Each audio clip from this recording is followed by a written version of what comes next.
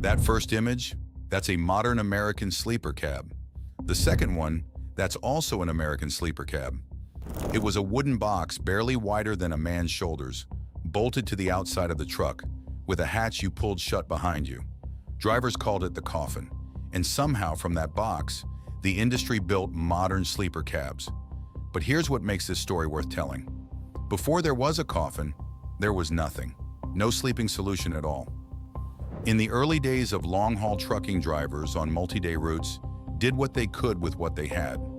Some slept across the bench seat, others crawled under the trailer with a blanket. Some spent the night sitting behind the steering wheel. There was no real sleeping solution.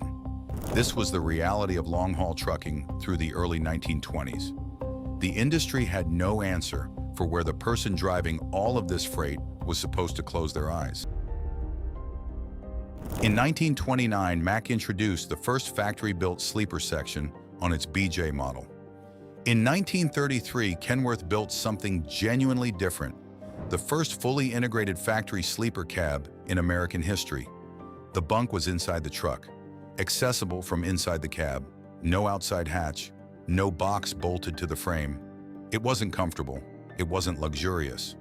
But compared to the Coffin, it felt like moving from a prison cell into a studio apartment. You didn't have to climb outside the moving truck to reach your bed. You could communicate with the driver. Carbon monoxide exposure dropped dramatically.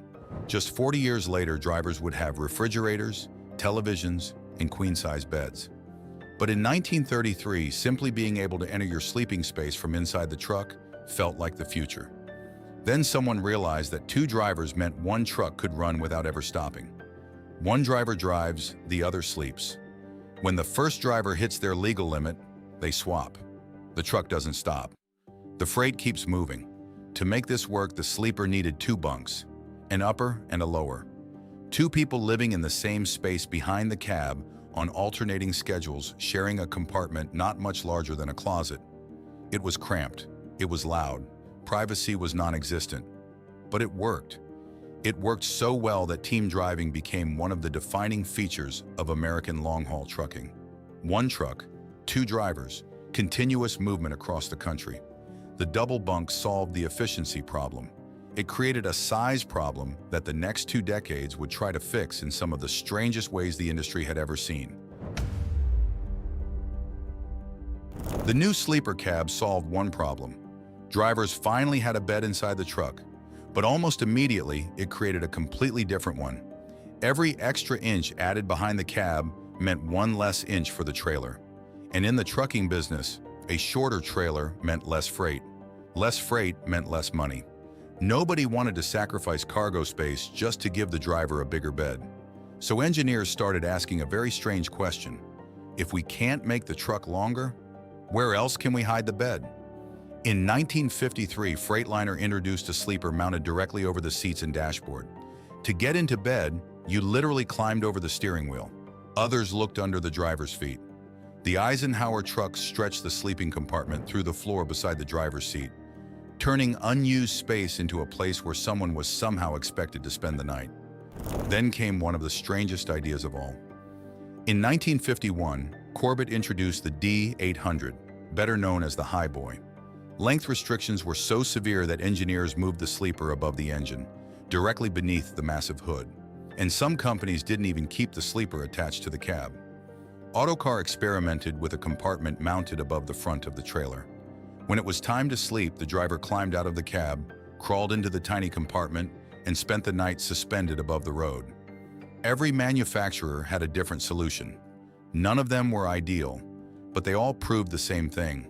The industry knew drivers needed more space. It simply wasn't allowed to build it. Then in 1982, one change to American law made every one of these bizarre designs obsolete almost overnight. In 1982, the Surface Transportation Assistance Act eliminated the state-by-state patchwork of truck length regulations and replaced them with a national standard. Suddenly, the equation that had tortured truck designers for 5 decades disappeared overnight. A longer sleeper no longer meant a shorter trailer. You could have both. Before 1982, the sleeper cab was a problem to be managed. After 1982, it became a selling point. and every manufacturer in the industry understood what that meant simultaneously. The race was about to start. The moment Kenworth released a longer, more comfortable sleeper, drivers noticed. Not just noticed, chose. Owner-operators spending 300 nights a year in a vehicle started selecting trucks based on where they were going to sleep. And that changed everything for every manufacturer simultaneously. Because now the competitive logic was inescapable. The 36-inch sleeper became the 48-inch, the 48 became the 60 became the 72, the 72 became the 96. Ceiling heights that had forced drivers to crawl into position grew until a driver could stand up completely straight inside the vehicle. The race wasn't about hauling more freight anymore. It was about building the best home on wheels. Remember the Coffin, 18 inches wide, entered through an outside hatch in the dark. No ventilation, no heat. This was 40 years later, same industry, same job, a completely different world. Imagine you are a long-haul driver in 1985. You spend 280 nights a year in your truck. You have just moved into a new 72-inch sleeper, the largest you have ever had. And you are trying to figure out what you actually need to make this space livable. The first thing you want is somewhere to keep food. Eating at truck stops 3 times a day costs money you would rather keep. The food is whatever the stop offers at whatever price they set. A small 12-volt refrigerator goes in.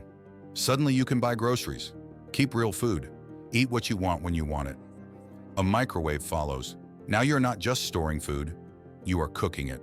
Then you notice the mattress. The foam pad on the plywood platform is what it always was. You upgrade to a proper mattress. Then comes climate control. The main engine cannot run all night for fuel and legal reasons.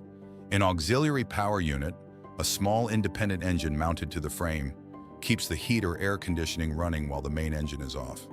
Then you want to stay connected. Television first, then a satellite dish on the roof so the signal reaches anywhere in the country. Then internet, then streaming. A driver in a rest stop in rural Montana watching anything a person in a Manhattan apartment can watch. Then comes the thing nobody expected to happen. The bathroom. Custom sleeper builds commissioned from specialty fabricators start including wet baths, a toilet, a shower, running water from an onboard tank, the same plumbing that exists in a hotel room, built into the back of a truck hauling 80,000 pounds of freight across the country. At some point in this progression, something shifts. The question stops being, how do I survive in this truck? And becomes, how do I live in it? Imagine showing a driver from 1930 a shower inside a semi-truck. They would not believe it was the same vehicle. Modern production sleeper cabs are engineered around driver life in ways that would have been completely unrecognizable in 1980. Climate-controlled bunk HVAC maintains sleeping temperature independently from the main cab. Memory foam mattresses, LED lighting adjustable for sleep, 12-volt refrigerators, multiple USB and standard power outlets at every position, satellite television, premium audio systems, storage compartments designed by ergonomics engineers. The Kenworth T680 and Peterbilt 579 represent the current production standard.